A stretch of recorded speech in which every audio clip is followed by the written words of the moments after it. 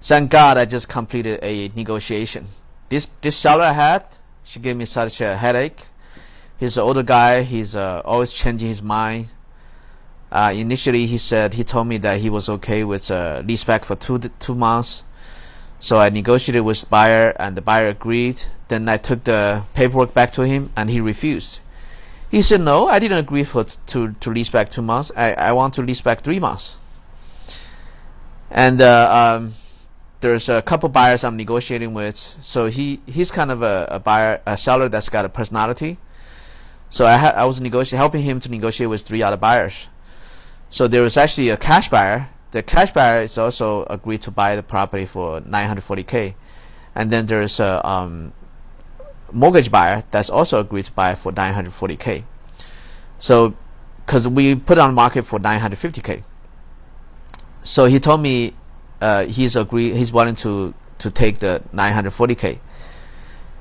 Then I went back and I told both the cash buyer and the mortgage buyer. So the cash buyer agreed $940. So I went back to the seller, and he doesn't agree to it. He said, "No, I only agree to sell to the mortgage buyer, not the cash buyer," because he said the mortgage buyer showed more sincerity. So this seller's got a personality, right? Unique personality. So I had to deal with it. What can you do, right? No job is perfect. So the moral of the story is, no job is perfect.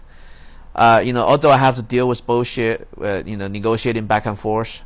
So finally he agreed. Finally, then I went back. No, actually, I went back to the mortgage buyer.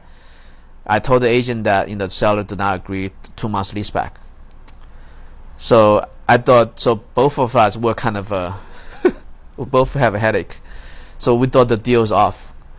But then this afternoon, the buyer's agent called me back, and he said the buyer eventually agreed to lease back for 3 months. So I called back the seller and told him about it, and he's happy now.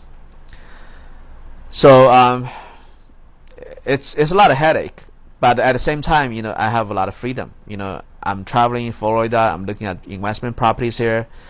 I negotiate this one deal, I make $20,000. So before I came here, I also signed a listing agreement for another property. That's a $800K price and the 6% commission. That's about almost $50,000 commission. So I make decent money and I have a lot of freedom, but the negotiation is a big headache. The moral of the story: there's no perfect job. So once you get something, you stick with it and you become good at it.